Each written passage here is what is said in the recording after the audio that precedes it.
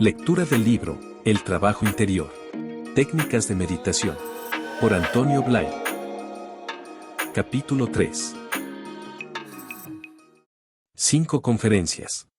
Segunda parte. Vida espiritual, oración, Dios. El impulso espiritual. Cuando se presenta un impulso espiritual, sea a través de un modo de manifestación de tipo religioso, sea a través de un conocimiento que obliga a modificar la perspectiva que tenemos de la vida, esto se presenta como un bien, uno siente que aquello es estupendo, correcto, y tiene muchas ganas de vivirlo. Pero inmediatamente aparece la reacción de la personalidad antigua que es la que ha servido de soporte hasta entonces y esta reacción provoca una inseguridad. También, durante un proceso de desarrollo espiritual, se pasan periodos de graves crisis, aunque no siempre es así, en que uno no sabe si quiere o no a los demás, en que no sabe qué actitud hay que tomar ante la vida, si tiene que luchar o no, etc., aparecen incertidumbres que son la consecuencia de la transformación que se está viviendo. En otro sentido, es un problema parecido al que tiene la persona, sea hombre o mujer, al llegar a una edad en que tiende a involucionar, en la que disminuye su fortaleza y su función y estímulo sexual. Pero, además, junto a esto de tipo físico, existe toda una estructura psicológica que también se modifica, y entonces la persona quiere vivir como antes pero nota que le falta impulso. Y esto le produce una sensación de amenaza, de que se está hundiendo, y no es que se hunda, sino que, sencillamente, trata de agarrarse a un molde al que estaba acostumbrada, y no vive de un modo vivo, elástico, adaptable a cada situación real. Hemos de comprender que las crisis, incertidumbres, dudas, son inseparables de todo proceso de maduración. En este proceso, posteriormente aparecerán una mayor certidumbre, una mayor claridad y una mayor fuerza interior. ¿Qué es lo espiritual? Lo espiritual es una fuerza real, una fuerza que cuando se manifiesta lo hace de veras. A veces se confunde lo espiritual con la tendencia hacia lo religioso en sus formas más conocidas. En la religión la persona pasa por una fase emotiva, la persona se dirige hacia Dios con su emotividad, y si en ella predomina el nivel afectivo es natural que se manifieste de esa manera. Pero la verdadera religiosidad no es esto, la fuerza de la religiosidad siempre procede de los niveles superiores. La espiritualidad en su grado más maduro está más allá de la emotividad, del mismo modo que el conocimiento espiritual está más allá de las ideas concretas. Así, en su grado más elevado, el amor, aunque suele expresarse como sentimiento, puede manifestarse sin ninguna resonancia afectiva o emotiva. El verdadero amor de por sí no es emoción, el verdadero amor se puede definir como potencia y como conocimiento. La vida espiritual es una necesidad de toda persona madura interiormente, no es nunca algo sobrepuesto a la personalidad, sino que es la expresión del desarrollo de nuestros niveles espirituales. La mayor parte de personas parecen tener dormidos estos niveles superiores y viven solo en el nivel concreto y a una media luz, con poca conciencia. Sin embargo, la educación, la formación que reciben la mayoría de personas parece que obliga a adoptar una actitud, o postura, frente a lo espiritual. La verdadera vida espiritual empieza cuando la persona siente dentro de sí una inquietud hacia lo superior. La vida siempre ha de ser un proceso dinámico, si no, no es vida. Vida no significa moverse exteriormente de acuerdo con unas formas, vida siempre es una manifestación de energía interior, siempre es un proceso interno, no es nunca una cosa externa, aunque se manifieste en lo externo. Si no hay esta inquietud interior, esa energía interior, no hay auténtica vida espiritual. La vida espiritual es el desarrollo de un aspecto normal y necesario en el ser humano, no solo para unos cuantos, sino para todos, porque responde a una necesidad de todos. Lo que ocurre es que esta necesidad puede expresarse de muchos modos y en unas personas puede adoptar una forma estrictamente religiosa, en otras puede adoptar una forma de conocimiento, otras pueden necesitar amalgamar estas dos vertientes, etc. La vida espiritual puede adoptar varios matices, puede existir de distintos modos aunque esto nos extrañe, pues estamos acostumbrados a entender por vida espiritual la vida religiosa y la vida religiosa como una vía afectiva. Aspiremos a lo permanente. Todos nuestros mecanismos, Todos nuestros contenidos psicológicos, ideas, sentimientos, están siempre basados en estructuras contingentes, transitorias. Deseamos tener un cargo, ganar dinero, vivir en un sitio determinado, etc. Deseamos una serie de cosas, las cuales, todas, por su propia naturaleza, son transitorias, están destinadas a transformarse y a desaparecer. Por lo tanto, no podemos basar nuestra seguridad profunda sobre estos valores. No podemos confiar exclusivamente en estos valores para afirmar nuestro ser, aunque es lo que hacemos, porque estos valores a la larga todos fallan, todos, incluidas las relaciones familiares, a causa de una ley inapelable, la que determina que todo lo que ha tenido un nacimiento tendrá una muerte, todo lo que tiene un principio debe tener un fin. Si nosotros aspiramos a vivir algo profundo que nos aporte una auténtica seguridad, permanente, inalterable, que no esté a merced de vaivenes de ninguna clase, hemos de buscar algo que no nazca y que no muera. La vida espiritual es eso, es el nacimiento a esta dimensión perenne, es un descubrir y empezar a vivir una realidad que de por sí es siempre real, está siempre presente y no falla nunca. Y esto se convertirá en un punto de apoyo extraordinario para toda persona que quiera vivir con solidez interior, que no quiera dejarse engañar por los fuegos fatuos de la ilusión de un momento, de las pequeñas ambiciones que el ego persigue. Lo espiritual y la vida afectiva. La vida espiritual es fundamental para organizar y centrar nuestra vida afectiva. Nuestra vida afectiva acostumbra a estar muy desorganizada porque se ha ido formando a través de experiencias muy contradictorias. Debido a estas experiencias todos tenemos cosas muy buenas y otras no tan buenas dentro de nosotros, y eso en el nivel afectivo crea tensiones, contradicciones. Estos problemas afectivos repercuten en toda nuestra personalidad, en lo físico y en lo mental. La mente está constantemente presionada por las tensiones emocionales, por los problemas afectivos, y para pensar, para ver, para actuar, si no hay un nivel afectivo claro, resuelto, sano, no puede haber eficiencia completa, aunque la persona sea muy inteligente. En toda organización, de cualquier materia, se necesitan unos puntos de referencia básicos a través de los cuales se organiza todo lo demás, también es así en lo espiritual. Lo que necesitamos para organizar nuestra vida espiritual son unos puntos de referencia que sirvan de base firme.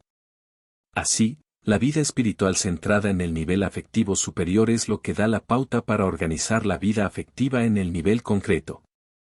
Cuando la afectividad está ordenada, pensada y sentida desde el nivel espiritual, todas las cosas se ponen en su sitio.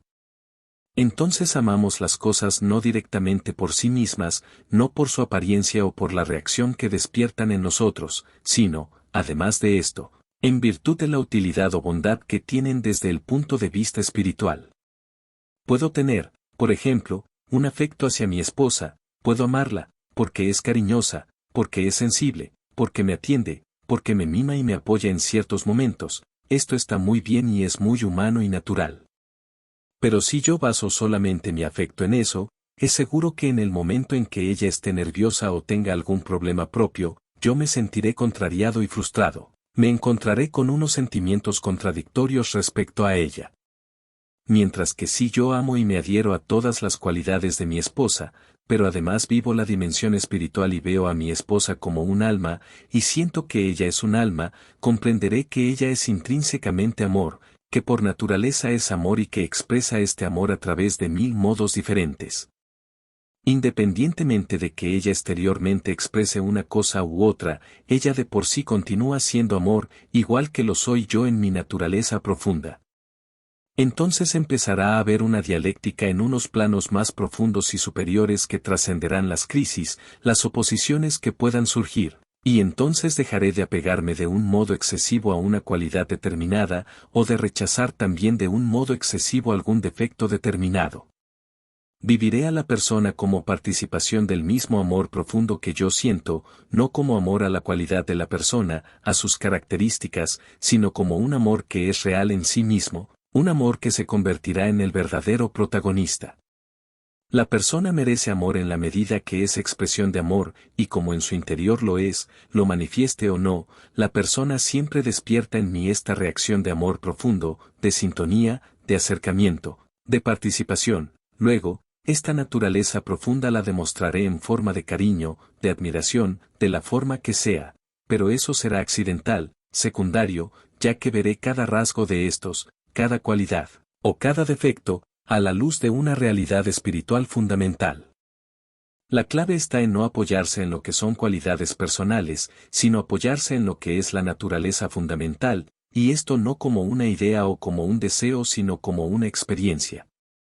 El deseo de amor total, profundo, que siento en mi interior, esto es la expresión de mí mismo, y esto mismo lo es también la otra persona, aunque lo sienta o no, porque lo es por naturaleza. Cuando yo soy capaz de ver este aspecto en el otro y de abrirme a él, entonces las demás cosas que exprese serán accidentales, transitorias, secundarias. Si son buenas, estupendo, pero si no son tan buenas, eso para mí no significará ningún drama. Del mismo modo, en mis relaciones con los amigos no dependeré de su lealtad o de su franqueza, no dependeré de esto, tendré un afecto hacia los amigos sencillamente porque yo soy afecto. Amaré al amigo como ser humano, como persona, porque él, en el fondo, es un alma.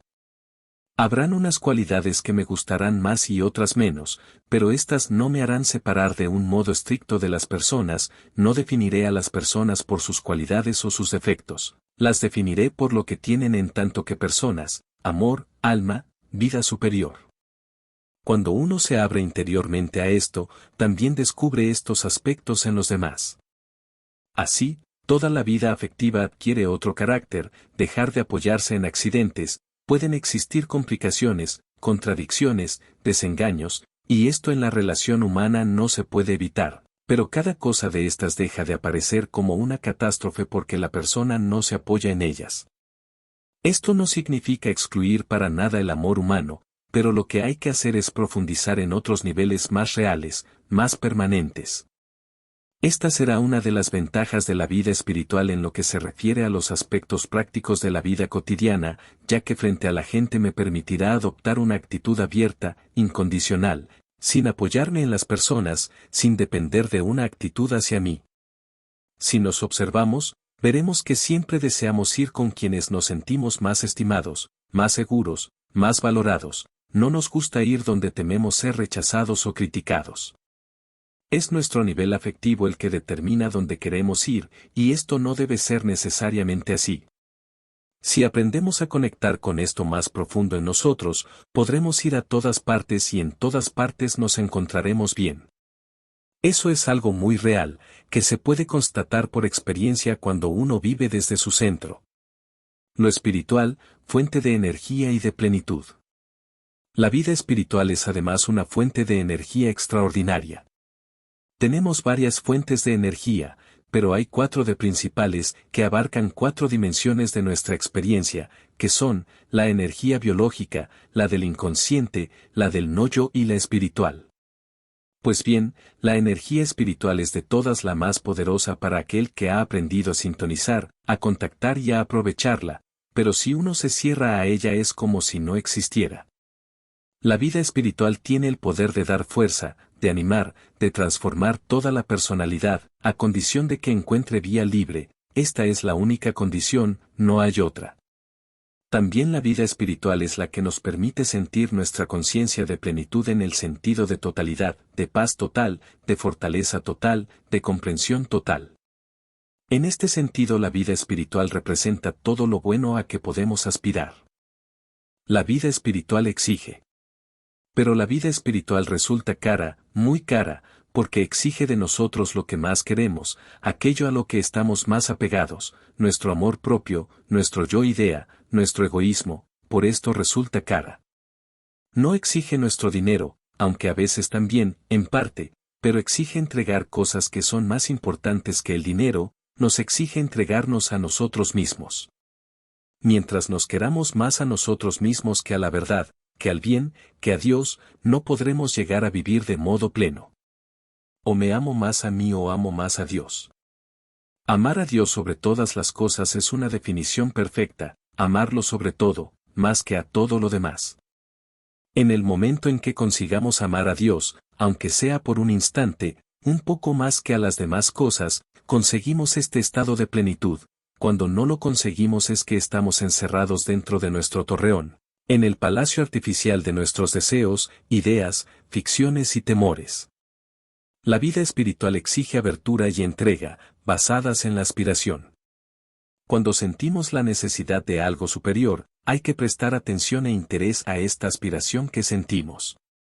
Al prestar atención, eso que percibimos se irá intensificando, profundizando, pues la profundidad, la fuerza, la claridad de lo espiritual, se manifiestan en relación directa a la continuidad de nuestra atención.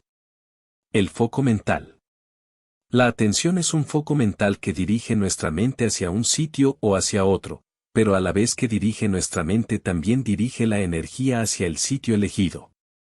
Por lo tanto, cuando prestamos atención a una cosa, no solamente estamos aprendiendo a mirar, a concentrar nuestra mente en aquella cosa, sino que al mismo tiempo estamos aportando energía y vitalizando aquella cosa, la cual va adquiriendo un desarrollo, una mayor consistencia, de un modo real, no figurado, pues la noción de realidad en un nivel determinado depende de la cantidad de energía psíquica que funciona por él. Nosotros estamos pensando todo el día en nuestras preocupaciones y en nuestros problemas, por esto son tan reales, en ciertos momentos incluso son más reales que nuestro cuerpo, y para muchas personas llegan a ser más reales que su instinto de vida, pues están constantemente pensando en su problema, están vitalizando aquella idea y llegan a vivirla con una noción de realidad mucho mayor que todo lo demás. El cultivo de la vida espiritual reside en este hecho tan sencillo, en esta atención a nuestra aspiración, a nuestra intuición, a todo atisbo que tengamos de lo que llamamos espiritual. Debemos prestar atención a este deseo de amor a Dios. Eso no consiste en pensar y pensar alrededor de estas ideas, sino sencillamente en prestar atención, mirar, mirar y seguir mirando. Esta continuidad, este seguir mirando es lo que desarrolla, es esta forma de dirigir la mente en línea recta a la vivencia, a la intuición, a la aspiración y mantenerla allí. Esto no es una cosa estática porque la mente es un flujo de energía. Se trata, pues, de un proceso dinámico que efectuamos respecto a aquel nivel, a aquella cualidad, la cual en principio parece muy floja y muy débil, pero como estamos dirigiendo el flujo de energía de la mente hacia la cualidad, a medida que eso se va cultivando un día y otro, veremos que la cualidad va ganando vigor, consistencia, profundidad, realidad. Pero no va ganando esta fuerza porque se la pongamos nosotros de un modo artificial, sino porque ya la tiene, es nuestra percepción la que va adquiriendo conciencia de la fuerza, de la profundidad de la cualidad. Lo espiritual es real. El nivel espiritual es un nivel tan real, por lo menos, como el físico, lo espiritual tiene tanta consistencia como las montañas que vemos en nuestra geografía. Sin embargo, siempre nos da la impresión de que es algo más etéreo, más flojo que un árbol, que una roca, que una mesa.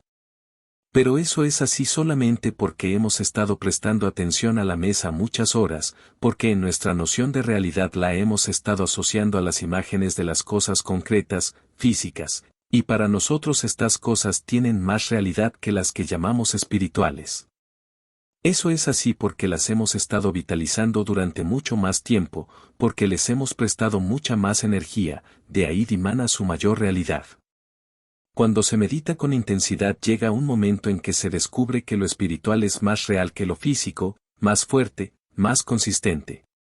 Si queremos desarrollar lo espiritual hemos de aprender a mantener la atención en una dirección, a la aspiración hacia lo superior, al amor a Dios, al prójimo. Este es el mejor modo de cultivar de un modo intensivo nuestra vida espiritual. ¿Qué es, y qué no es, la oración? La oración es nuestra expresión dinámica afectiva, es nuestro lenguaje espiritual cuando adopta una forma de aspiración religiosa. La oración debería ser una cosa tan natural como lo es el comer y el descansar, ya que la oración es la respiración del alma. Pero es algo que nos cuesta a todos, más o menos. Cuesta mucho introducirse en el arte de orar. ¿Por qué? Hay dos razones principales para esto. 1. Porque lo espiritual no adquiere para nosotros suficiente intensidad, por falta de práctica en la contemplación interior que hemos explicado antes. 2. Porque nosotros, al hacer oración, queremos especular, demostrar, explicar, pensar, y la oración no es esto, La oración debe ser una expresión inmediata, directa, total de todo cuanto yo siento, quiero, deseo. Ha de ser una expresión viva de mí mismo. Nos referimos a la oración directa, original, aparte de los formulismos o de las oraciones establecidas que uno pueda señalarse como obligación. En este sentido, la oración es un diálogo que surge espontáneo, sin pensar, sin fórmulas, sin componerse de un modo especial. Se produce cuando me dirijo a Dios, que es la fuente, que es todo, que es quien me da el ser, y que me está atrayendo hacia Él, que quiere que yo vaya hacia Él, donde está mi plenitud, mi totalidad. Entonces, lo que siento, lo que surge, es oración. Puedo expresar pensamientos, naturalmente, pero eso siempre será algo auxiliar, pues lo importante es la profundidad de la aspiración, la idea solo es un modo de darle una forma actualizada al deseo, a la aspiración. Para lograr esto se requiere que salgamos de nuestra estructura mental habitual, se requiere que dejemos a un lado nuestro deseo de quedar bien, nuestro hábito de seguir con los formulismos sociales. En Dios no existen formulismos sociales, o estoy todo yo o no estoy, si no estoy abierto todo yo, no estoy, estoy aparte. Con Dios no hemos de pensar esto no se debe decir, o es mejor decirlo de esta manera, no, este filtraje, esta censura que intentamos hacer en la oración es artificiosa, falsa, la oración es todo lo que sale de mi interior, todo lo que se dirige hacia Él. Es preciso hablar con Dios, comunicarnos con Él, aparte de los convencionalismos, aparte de las ideas que tengo sobre mí mismo y sobre lo que ha de ser una conversación. Dios es el único a quien podemos decirle todo, sin problemas, es el único con quien podemos comunicarnos del todo. Con otra persona, aunque hablemos mucho, aunque nos entendamos muy bien, habrá muchas dimensiones de mi interior que el otro no captará y que yo tampoco captaré de él. Dios, en cambio, es el único que me entiende del todo, con Él, no necesito buscar excusas para quedar bien. Solo es necesario recuperar un sentido infantil de entrega incondicional, con todos mis defectos, con todas mis ambiciones y orgullos, y darlo todo, darme todo. La oración debería ser una cosa permanente, algo continuo. Como dice un texto sagrado, es preciso orar siempre, y esto debería ser compatible con el hecho de vivir, de estar trabajando en negocios o de mantener una conversación sobre matemáticas o sobre cine. La oración no consiste en pronunciar unas frases u otras. La oración es esta actitud interior de apertura, de entrega, de disposición hacia Dios. Por esto, todo puede ser oración, podemos estar orando siempre. La oración no es un monólogo, es una conversación, un diálogo, lo que significa que ha de haber dos fases, que todo yo me dirija y me exprese a Dios, y después que todo yo me quede receptivo, que todo yo escuche, esté atento. Generalmente creemos que la oración consiste solo en el primer tiempo, contarle unas cuantas cosas a Dios y ya está. Pero no es así, porque lo más importante no es lo que yo tenga que decirle a Dios, sino lo que Dios tiene que decirme a mí. Por eso es preciso que después de la fase de expresión total, de sinceridad, aprenda a estar todo yo abierto, receptivo, con el deseo de comprender, de percibir, de captar su presencia y su voluntad. Dios se comunica a nosotros directamente, pero nosotros querríamos que se comunicara de un modo verbal. En la medida en que la comunicación ocurre en un nivel espiritual, está más allá de las formas y de las ideas concretas, por eso, es más de fiar una comunicación, un contacto sin forma que no con una forma determinada. Siempre hay que observar con recelo lo que se manifieste como una voz que a uno le diga, haz tal cosa, haz tal otra, puede ser correcta, pero la mayor parte de las veces, precisamente por haber adquirido esta forma, es sospechosa. Lo normal es que Dios se comunique a través del nivel espiritual.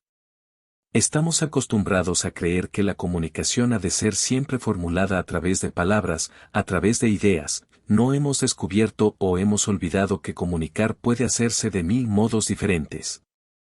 Cuando dos personas se aman, por ejemplo, no necesitan decirse que se aman, es suficiente un gesto, una mínima expresión, un silencio, y aquello resulta más elocuente que las palabras, está lleno de sentido. Cuando percibimos la belleza en algo, cuando nos damos cuenta de que una cosa es verdad, Esta noción de evidencia de la verdad o de la belleza no nos viene dada por una fórmula intelectual concreta, sino que es una evidencia que se tiene instantáneamente. Cada vez que descubrimos una verdad es en el instante en que estamos callados, en el instante en que no pensamos. Todas las grandes verdades que hemos descubierto en nuestra vida ha sido en estos momentos en que estábamos callados y de repente nos damos cuenta de un hecho, de una verdad incuestionable. Es de este modo que hemos de aprender a escuchar a Dios, no esperando frases, palabras, normas concretas. Si aparecen, bien, pero es en el silencio, en el reconocimiento interior, en la intención de comprenderle, de sentirle, de acercarnos y de abrirnos más a Él, es en este estado de atención-contemplación en el que surgen las grandes evidencias y la gran fuerza interior. Yo me dirijo a Dios para expresarle todo lo que deseo, lo que necesito, aunque sean cosas de tipo material. Cuando me expreso así, mediante mi verdad, sea cual sea mi desengaño, mi ambición, mi sentido mundano, con todo lo que en mí está vivo y eso lo comunico y lo entrego hacia Dios, entonces todo esto se dinamiza, se centraliza e integra alrededor de este núcleo espiritual y poco a poco me conduce a que yo comprenda cada vez más las cosas a la luz de lo espiritual. Y muchas veces me vendrán soluciones, incluso de tipo económico, se producirán reacciones de otras personas, oportunidades e incluso encuentros que pueden ser convenientes para mi evolución, lo mismo espiritual que material. A Dios lo hemos separado de lo material de un modo artificial, y Dios es el mismo en nuestra alma que en nuestro cuerpo, no hay por qué hacerle especialista solo en los problemas del alma. Esta es una actitud producto de una educación falsa o parcial.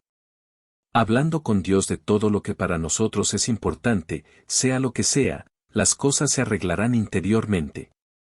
Evidentemente, no existe ningún seguro que garantice que le irán bien los negocios al que practique la oración, pero lo que sí es seguro es que uno verá cada vez más las cosas desde la perspectiva correcta. Pero, ¿podéis decir, cuál es la perspectiva correcta? La perspectiva correcta es la perspectiva de Dios. Y es que la perfección de las cosas, la verdad de las cosas, está siempre en la visión desde arriba, en función de su creador y de su ordenador. Muchas veces nosotros no las vemos desde el ángulo correcto, desde sus causas espirituales, por lo que si se produce un choque entre estos dos puntos de vista, es el mío el que debe cambiar, porque el otro siempre es el correcto. Dios es la causa, la explicación, el verdadero porqué y cómo de las cosas. Por lo tanto soy yo quien he de aprender a acercarme, a sintonizar, a adaptarme, a descubrir la verdad. No debo querer convencer a Dios para que me consiga esto o lo otro, lo que debo lograr es una transformación interior, la cual se va operando en la medida en que soy sincero desde mi punto de partida actual y me comunico con sinceridad mediante este diálogo vivo, profundo, total, con Dios. Esto conducirá a que poco a poco yo vaya viendo las cosas desde el punto de vista correcto, desde la perspectiva de Dios. La vida espiritual es siempre lo mismo: trabajo, entrega, contacto, comunicación, sinceridad, estar despiertos, atentos y abiertos a lo espiritual. Y debe hacerse de un modo constante, perseverante, total, pues Dios sigue siendo la verdad central en cada momento. No es más importante en el momento en que uno está en la iglesia que en otro rato en que está comiendo, o en el que se está limpiando los dientes, y tampoco es necesario dejar a Dios a un lado porque se está trabajando. Este contacto con Dios puede mantenerse constantemente y eso complementa y perfecciona las técnicas específicas de acercamiento espiritual. Para esta oración constante sugiero que se elija una cualidad de Dios que nos llene y que tenga un sentido de preferencia para uno mismo. Entonces puede repetirse la frase que exprese la cualidad, como por ejemplo, Dios es la vida, Dios es energía, Dios es el centro de mi ser, etc. Debe ser una frase corta que se repetirá durante el día para que sirva de soporte, de punto de apoyo constante para la mente, para que la mente se estabilice en esta dirección, y se descubrirá que esto es compatible con el hecho de estar haciendo otras cosas, que se puede estudiar, hablar, discutir, y cuando esto se adquiere, sigue funcionando como estado interior. Entonces la oración ya no es una cosa de unos momentos sino que empieza a ser un estado habitual y el alma empieza a manifestar su presencia, su actividad, su vida, constantemente, Al extremo de que eso puede llegarse a sentir incluso mientras se está durmiendo, uno puede estar dormido y ser consciente de esta actividad espiritual que está siempre en marcha. Soluciona los problemas del inconsciente. A medida que uno va intentando abrirse a Dios, se van movilizando los problemas del inconsciente que se han generado a través de la vida personal. En los momentos en que vemos con claridad que Dios es la fuente de nuestro ser y que en Él está nuestro objetivo, e intentamos efectuar un acto de entrega total, entonces no podemos. ¿Por qué? Porque no nos poseemos. Porque hay unos sectores de nuestro psiquismo que están cerrados, que están más allá de la voluntad consciente, y aunque hagamos un esfuerzo de voluntad hay una serie de cosas que permanecen al margen, separadas. Esto lo superaremos cuando consigamos movilizar nuestra capacidad afectiva disponible hacia Dios. Nuestra apertura mental y afectiva movilizará algo de lo que hay detrás, y si somos capaces de perseverar en esta actitud de entrega, de abrirse y mantener el estado, se va produciendo una especie de drenaje, un arrastre de las cosas que hay por dentro. Esto puede producir vaivenes, en un momento dado pueden surgir problemas o presentarse algún bajón anímico, pero después el trabajo continuará en mejores condiciones. La vida espiritual es un medio radical para eliminar toda clase de problemas del inconsciente y para transformar toda la personalidad. Pero la vida espiritual no debe practicarse como una actividad complementaria, pues no se trata de un adorno de nuestra vida, sino que es el soporte de nuestra vida. Cuando nos entregamos totalmente, la vida espiritual nos toma en su mano y desaparecen todos los problemas y la angustia que se deriva de ellos porque dejamos de apoyarnos en las cosas transitorias y nos situamos en lo permanente.